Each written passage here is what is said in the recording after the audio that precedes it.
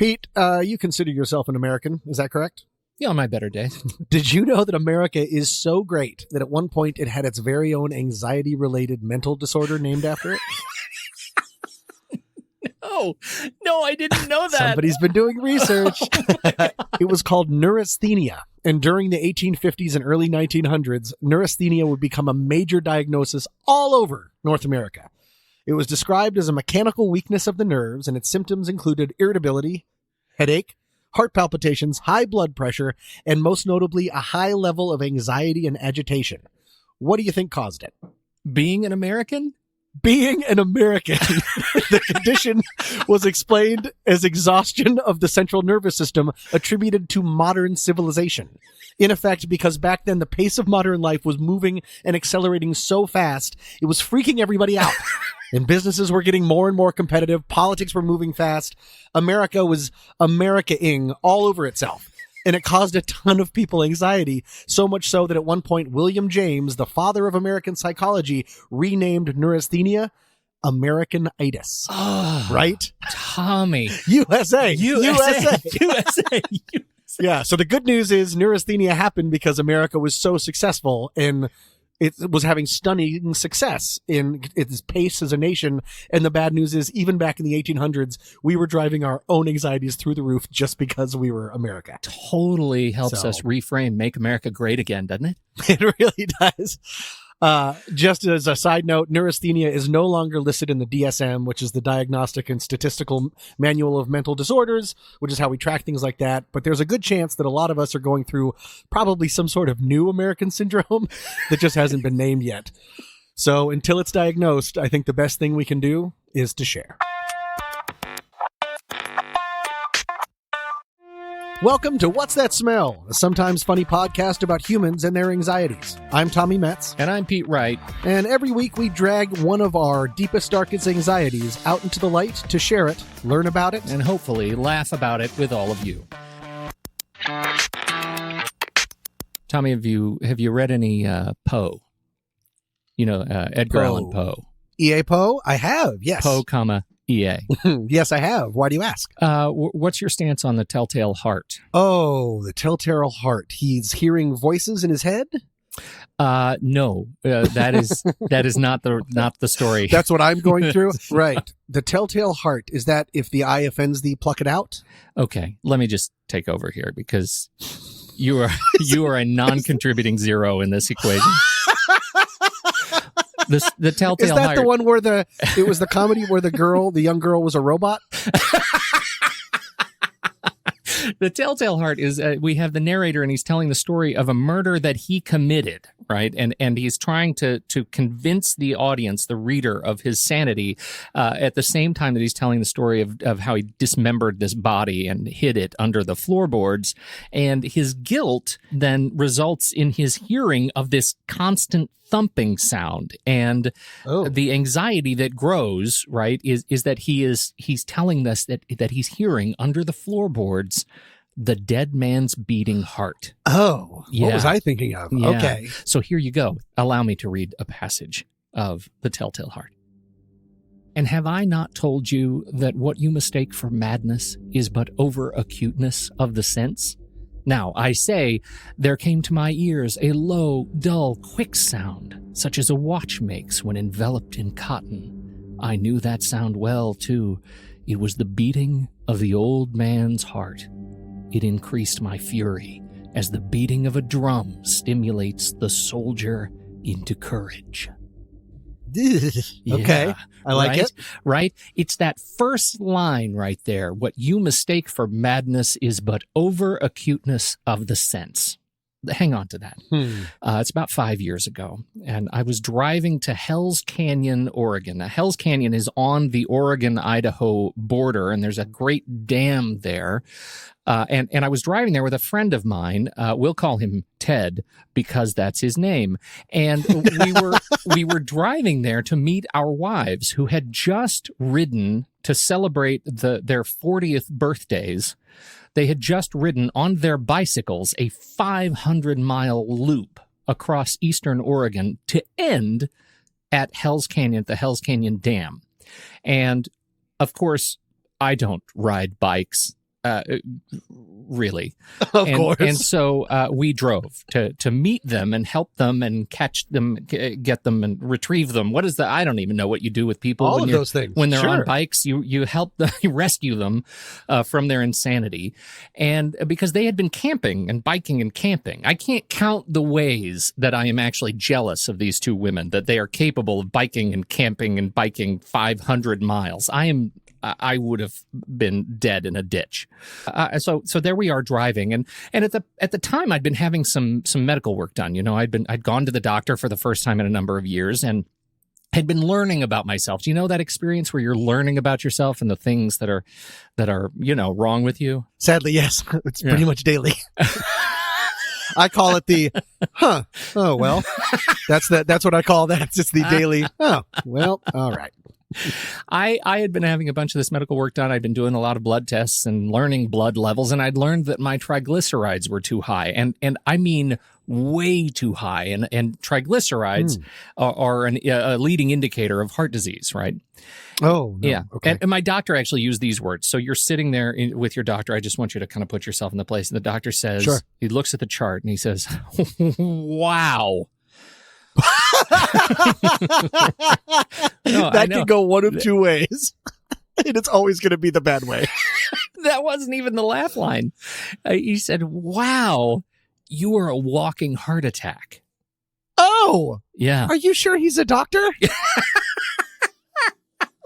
That is a terrible bedside manner. Yeah, Oh no. my So God. it turns out that they found all kinds of other things wrong with me. Liver, kidneys, these are all related to diet and exercise, but substantially to genetics, meaning that I would have to take much greater care of predominantly my heart to forestall any sort of grand tragedy in the future, right? And of course, this is all really good stuff to learn. Right? I absolutely think Sure. that it's more important that I know this and figure out a way to live with it and change than to not know it and, actually end up in the ditch. Sure. But this was when, it was about 5 years ago, I started having this overdeveloped sense of heart. Mm. And I mean, Tommy, I could hear it all the time. I could hear my heart. I couldn't sleep. Like a watch in cotton. I would lie on my back and I would hear it. I'd feel it in my neck all the time. Ooh. I'd feel the pulse in my neck. I couldn't turn on my side. I'd turn on my left, and suddenly I would feel the weight of my lungs and other organs crushing and compressing my struggling heart, right? I turn over on my right, and I'd feel like it was beating right out of my chest, like up through my shoulder. So there we are, driving to Hell's Canyon in the middle of the woods. Oh, right. You'd forgotten where we were in the narrative, right? A little bit of a parenthetical.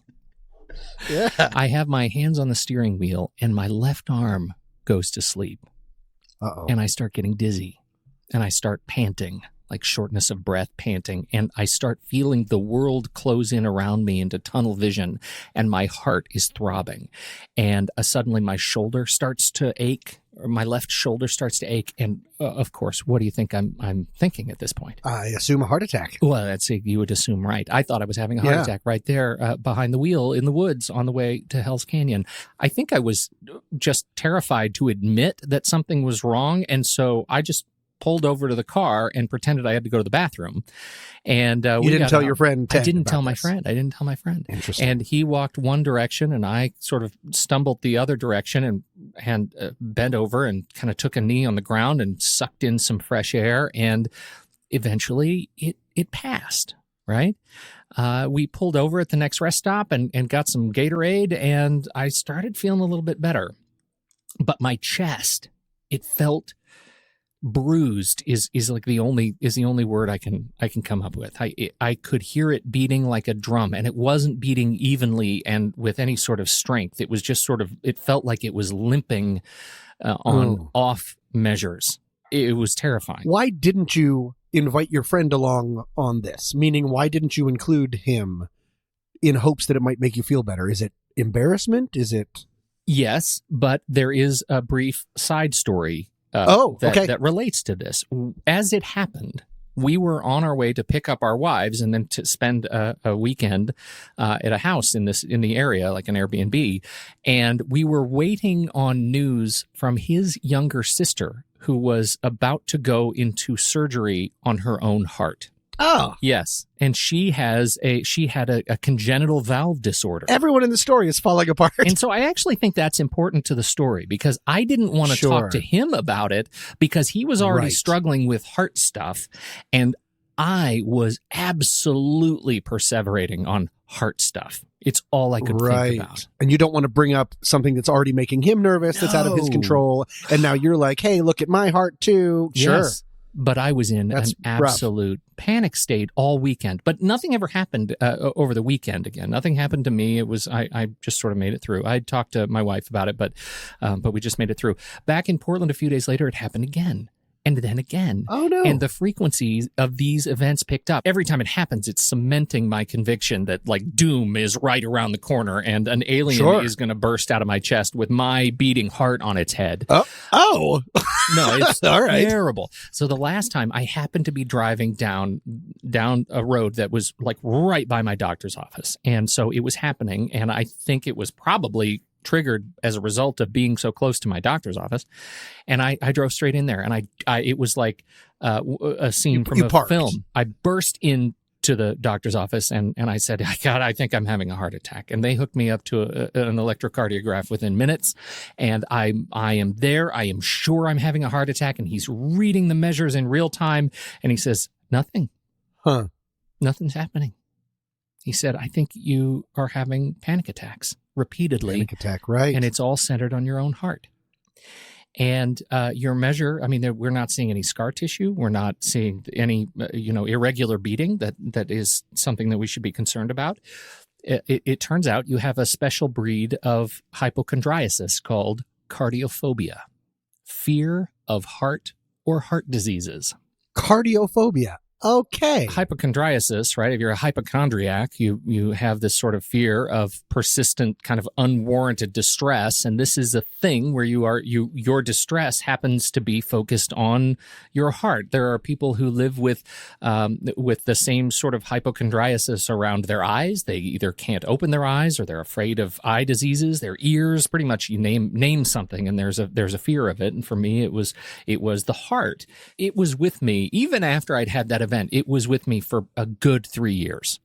Understanding that there was nothing going on and that there is a name for it was very helpful. But it still plagues me at night when I'm if I haven't been sleeping well, something, if I feel my heart, if I hear my heart in some way that is unnatural, it'll stick. Once you hear the ticking clock in the middle of the night, you can't unhear it, you can't turn it off. Right. It's that event and it's terrifying. The double-edged sword of that is you started having that anxiety because you were told that you were in trouble. But then that exact same medical person was able to say, no, you're fine because of different medical stuff. It's kind of interesting of like, it caused it and solved it, but it still exists. Yeah, right, I don't know how that works. And as soon as you start looking into it, it described my condition so well, right? Symptoms, quote, symptoms typically include extreme anxiety, dread, and anything associated with panic, such as shortness of breath, rapid breathing, irregular heartbeat, sweating, excessive sweating, nausea, dry mouth, and inability to articulate words or sentences, along with occasional shaking or quivering. Like that described exactly my experience with these things. And they were increasing. They started happening daily. It's just straight up terrifying. So I started reading these journal articles, right? This is not a good idea generally, reading about other people's problems. But I did because that's what you do. Is it kind of like checking WebMD? Exactly. When I'm like, I have the sniffles. And AIDS, apparently. Thanks, WebMD. Yes, exactly. And once you know the words, then you have an enormous amount of power behind those words. And suddenly, they're starting to look at the DSM. We've talked about the DSM. The DSM-4 actually had this hypochondriasis and panic disorder when associated with the heart. And this journal was documenting a young woman who was suffering from intense anxiety around the heart, daily chest pain, hundreds of emergency room visits, numerous negative medical tests, reassurance, psychotropic medication, inpatient psychiatric treatment, all failed to improve her condition. She had gotten so bad. And that's the kind of stuff I started really perseverating on. And that's what made it very difficult for the panic attacks to stop. Well, it sounds like such a prison to be in, because you mentioned once you hear the ticking clock, you can't stop hearing the ticking clock. But if the ticking clock is in your chest, like to be brought aware to the things that we are naturally supposed to not notice, like blinking, breathing, heart beating. If you start really noticing that, that sounds maddening. Autonomic sensory experience, like somatic sensory experience, is very difficult for me as a result of this, because I will perseverate on things like, I know my body just knows how to breathe, but what if it forgets? What if suddenly I have to consciously take over the experience of making my heart beat because my body has forgotten how to do that autonomically, right? Like that's a real thing, and it was a very serious thing for me for about 3 straight years. And what's interesting about it is that the DSM-5 has completely changed the way they talk about hypochondriasis, right? This hypochondriac states. And there are now 2 classifications. This is what I thought was really interesting. There is 1, a somatic symptom disorder, and 2, an illness anxiety disorder. I have the latter.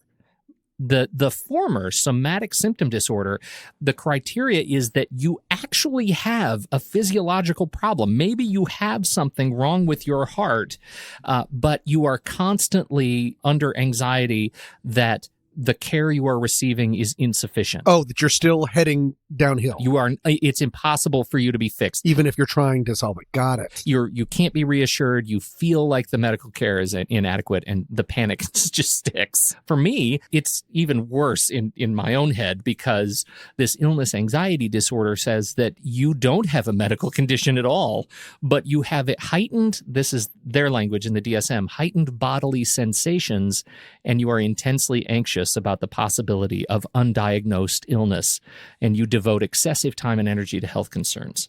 That was my experience. And this is what was so hard about it. And this is why it's so hard about it for me to actually talk about it with you, because it has been a thing that I talk about really with my wife, and that's it. Like, okay, so you've really been keeping this it's inside. Total secret. I've never even told my buddy Ted, because that's his name, that this even happened between us in the car. So it is a total thing. And largely, I want to tell you how I actually was able to sort of move through it. Yeah, I was going to ask if things got better with panic attacks or things like that. They did. And you know what it is? I finally, I lost some weight.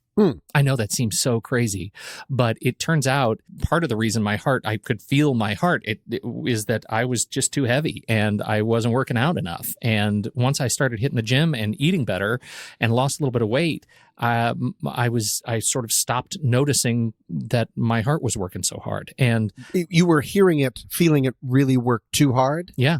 And so I went to my doctor and I said, what's going on? Why couldn't you tell me that before? And he says, I've been trying to tell you to lose weight for 10 years. But when you came in... You tune that part out? Yeah, right? But when you... I do too. He's like, I'm an exceptional patient. Let's just say that. Yeah. I'm an exceptional. Yeah. You could stand to lose a bunch of pounds, and you're like, "What did you say, Doc? Sorry, what? Gotta go." Yeah, nothing to cut out of me. Yeah. Gotta go.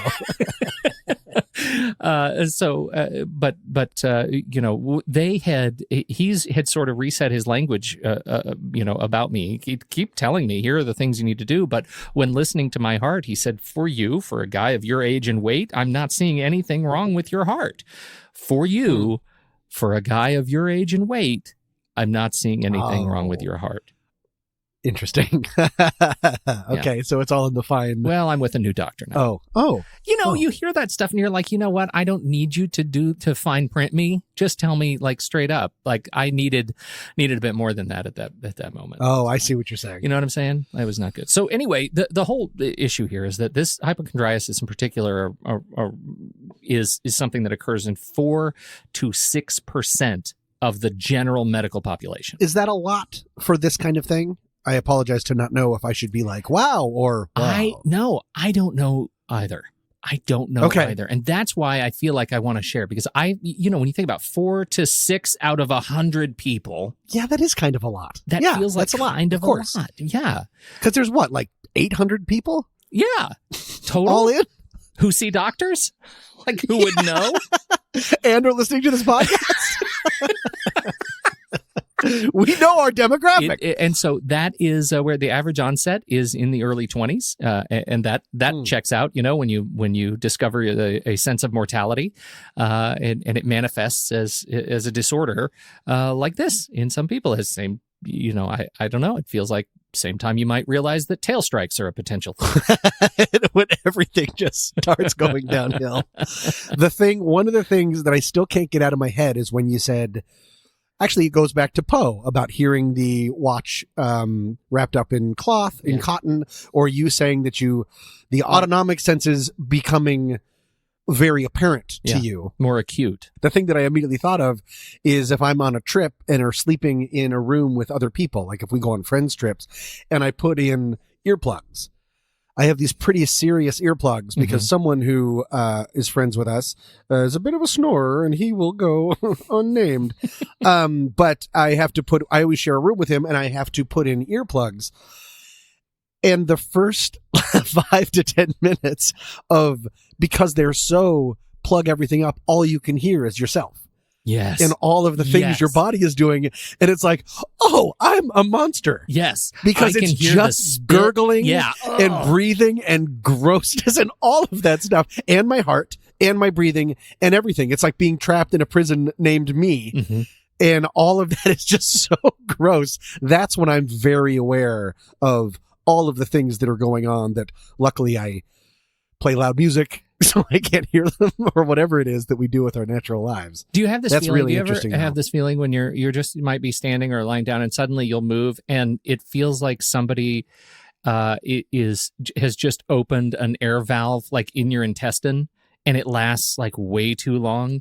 Like you'll feel in your side this sort of as something is moving around. You've never had that? My eyelid quivers a bunch sometimes. Now is that I have the same a kind new of thing to be terrified about. That's great how we worked that out. Why do you have a motorboat in your intestines? I don't understand. I don't know. Maybe on a future show we'll have to examine that. Thought we were going to be in the same boat. And that sucks. I'm sorry I'm not there for you, but I want to be honest. Yeah. Wait, you turn over and there's a motorboat sound or a feeling in your stomach? No, it's then it goes on for a while. It kind of feels like intestines are kind of moving around or something. I don't know. I could be standing. I work at a stand-up desk and I'm just working, and it's not like gas. I'm sure it's some sort of gaseous anomaly, but it's not like an eruption of gas. It's inside me. It's not like coming out. It's inside. It's something is moving. Yeah, I don't. Unfortunately, I cannot, and I'm very thankfully cannot identify with that. This but bit good took luck. A hard left turn. I'm so sorry I can't be there. But that's what listeners are for. Write us in, give us 5 stars on iTunes, and talk about your intestinal motorboat. I have an interim anxiety, Tom. Oh. Okay, this is unprecedented. This is like a commercial. It's unprecedented in episode 2. I went in. It's Girl Scout cookie season, and I went into what are the Girl Scout cookies that are coconut, kind of the burnt coconut with chocolate on the bottom. You know what those are? They're kind of the rough hewn sarsaparillos. Yeah, they're sarsaparillos. I'm making that up. So are you. I got 2 of them to go with my coffee, and I put them down on my. The package was open. The package of cookies was open, and I reached in and I brought already. Yes, they were already open, and I put them. I grabbed 2 cookies and I came into my office and I put them down on my desk to come in and record with you. And then I picked up 1 cookie and I put it in my mouth and I ate it. And then a few minutes go by and I reached down and I picked up the other cookie. And what's on the other cookie, Tom? Ants, what? Tom. Oh no! We're done. No more. We can't talk about ants. I'm trying to tell you that I put ants in my mouth, right?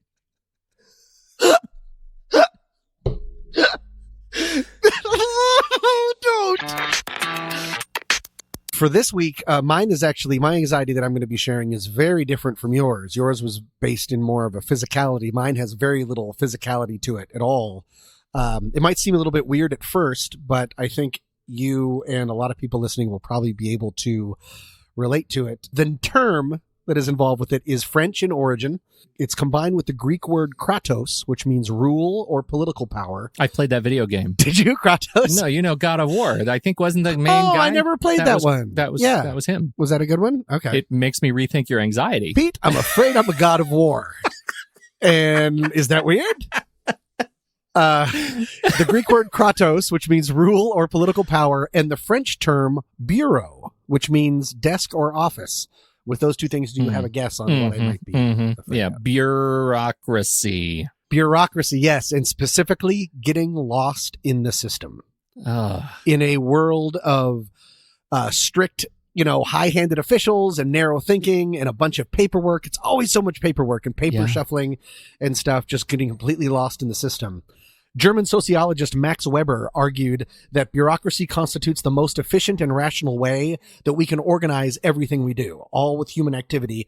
On the other hand, he said that unfettered bureaucracy is a threat to individual freedom, with the potential of trapping individuals in an impersonal, quote, iron cage of rule-based rational control. I think one of the reasons that this hits me so hard is I found myself in a bit of an iron cage back in 2009, and I was wondering if I could share the story very briefly. Just before you do, what is the physiological experience that you deal with when you are faced with unfettered bureaucracy? I physically get hot. Okay. My temperature goes up. I get very clenched when I start, because just general bureaucracy, and customer service, it's kind of a thankless job. I get it. So I always try to go out of my way to be as polite as possible, as I was in 2009 when I get into that story. But when it starts to break down, when you're sort of trapped by someone behind glass who won't help you, who refuses to take any kind of responsibility or anything, I find myself unfortunately getting condescending. I find my anger level tripling very quickly. And there's something about the fact that they are so sure that they are right, even when I know that they are wrong, that for some reason drives me insane. It gives me sort of a crawling out of my skin feeling when I feel like I'm just sort of being led around in a maze of their own making. Because everything in the auspices of their control, they are right. They are always right. And you are always wrong, of course, because all of their evidence is all they have to go by. And that might be just a bit flipped on a computer screen. They are right. You are wrong. And going against me is also the knowledge of there's a whole bunch of me that came before me today. And I bet a bunch of them were jerks. Yeah. To these customer service people who now just have their backup. They're waiting for me to yell at them. They're waiting for any of the, when all I'm desperately trying to do is point out there has been an injustice that has been made. How do they respond when you start throwing around words like injustice? Well, by then the Molotov cocktail has gone off. And so I'm usually saying things like, no, you're under arrest. Stuff like that. So it's a real sort of falling down moment, I think. Yeah. Back in 2009, I was lucky enough to rupture my Achilles tendon. Oh. I was doing something super heroic and athletic, and it was really cool. It had nothing to do with just running off of a sidewalk curb. Anyways, I ruptured my Achilles tendon, and unfortunately at the same time, I knew this. I was losing my insurance plan from a former job that I had. So I was staying on with the same insurance company, but I was transferring under to a different plan. I won't say which insurance company I'm talking about, but I will say that my favorite song is the national anthem. So here's how they made it work. Even though I was staying with the same insurance company, they diagnosed my newly ruptured Achilles tendon as a pre-existing condition. Oh my goodness. Does that make any sense? It was pre-existing, but on their watch.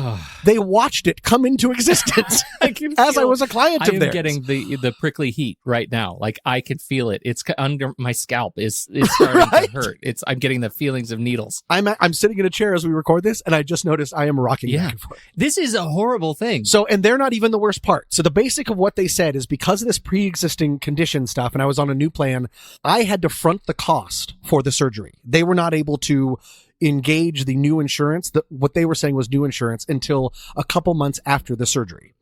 So I would have to front the cost, and then they would reimburse the hospital, and then the hospital would reimburse me, right? Super easy. This also sounds like a multi-level marketing scheme. It may not have been a hospital. Most hospitals are like under a bridge, right? You weren't close enough to the center. That's the problem. There's no way for you to make any money on this deal. So that was the plan. I pay the hospital, insurance pays the hospital pays me back. And I was told over and over again, this will be the easiest thing in the world. And it, no kidding and no exaggeration, took me 6 months to get the money back from the hospital. money that the hospital had lying around. They'd been paid twice. And so again, that gets into the idea of it doesn't even behoove them to help out. And the main problem with this situation, and this is where bureaucracy really sinks its teeth in, is that I wasn't just dealing with the hospital. I was dealing with several different departments. I had to deal with the surgeon, the hospital, the surgical room itself, and the anesthesiologist. The anesthesiologist. All different offices, completely different office, completely different support staff with completely different way of coding everything. And none of them talk to each other. They might as well have been on different planets. So almost every day for 6 months, I took Sundays off for the Lord. And almost every day for 6 months, here's how my day would start. I'd call a number and then go, representative, associate, until I got past the computer. And then I would be given over to a brand new person who would listen to my story and very smugly tell me there was nothing they could do. And that I was talking to the wrong department. And this would just happen over and over again. I was going back over this living nightmare as I was making notes for this. And I remember that there were 3 things that always happened. They were absolutely certain they weren't the correct department to talk to. Then when I was able to prove that they were absolutely certain they were unable to help. And when I walked them then through, and this would take, because it's such a long, weird story that it would take 20 minutes to sort of get through this. And then third, when I walked them through what they could do to help, they invariably said, okay, I'm on your side. I need to do some work on my end. And I promise I will call back in an hour. And none of them ever did. They all just disappeared. Yeah. And the most frustrating part of it was, again, it was that hit your head against the wall feeling. And that's where the anxiety comes from, is it was partly, there was also a real feeling of like giving up. Yeah. It was too much. And yet it was too much money to give up, but they were so sure of themselves every single time. And all of them ended up being wrong. All of them. I always go to the nuclear option in those cases. And it's not, I don't go to the place where I want to actually, do anything horrible to anybody. Right. But I definitely find myself fantasizing about what it would be like to just disappear and go live on a lake and give up all of my life and light my cell phone on fire and so they can't have any money from me. They can try and find me, but I'm going to disappear. I'm going to go straight Jason Bourne, and they'll never get my money. Sure. You can't have my money. And that wouldn't even work in this case because I already gave them my money. That's on you. What are you doing, man? Yeah. But do you have an Achilles? I really wanted them to fix my Achilles tendon. Did you have it fixed? Is it fixed? I absolutely did. It's all fixed. It's great. Oh, Pete, you should see my Achilles tendon. So that's one of my, and I have a very specific one involving my Achilles tendon, which I ruptured while being very athletic and cool and girls. I totally resonate with this. I get that feeling in my stomach, like this is out of my control. Somebody is about to take advantage of me. The system is about to take advantage of me, and I am sick to my stomach as a result of it. Yeah. That's the anxiety part. Is I described rage, I described crawling out of my skin, but at the bottom of it is what if I can't get out? And what if is the basis of most anxiety. What if they win? What if I just can't convince all of these people behind glass that I really deserve my money back because it's my money? Did you get your money back, Tom? I did. And they gave me 3 extra Achilles tendons just in case. As a little gift package of we're sorry. I did do, just in case, I did want to look up, to close this up, if there was a word for fear of bureaucracy. And I could not find one. Oh. There doesn't seem to be one, but I found something that's kind of close. Okay. In 2014, France's trade minister at the time, Thomas Vivenode, was forced to resign only 9 days after his appointment because he hadn't paid income taxes or his rent for 3 years. And when he was asked, why haven't you paid these? He didn't say, I forgot. He didn't say procrastination. He said he was unable to pay because he suffered from an administrative phobia. I like that. Administrative phobia. That kind of sounds like a fear of bureaucracy. And I looked it up. It is not a thing. There's no official classification or description of the syndrome, but I just like the sound of it, that if you have a fear of bureaucracy, potentially just like me, you have administrative phobia. Administrophobia. We need to concatenate those. Like most things, Tom, I find that it seems like they aren't a thing. If you commit, you can make them. That's true.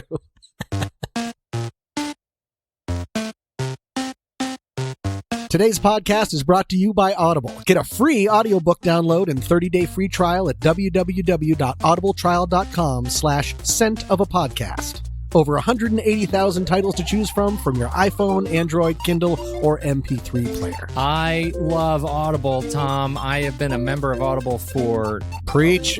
well over a decade. 16 years? Yeah. Hundreds of books in my personal library. And the one I think that we need to recommend today, it is a celebration of Administrophobia. That is, of course, The Trial by Franz Kafka, narrated by George Guidall. It is 8 hours and 58 minutes of Administrophobia. The poor Joseph K. is a financial officer in a European city bank, and he's arrested.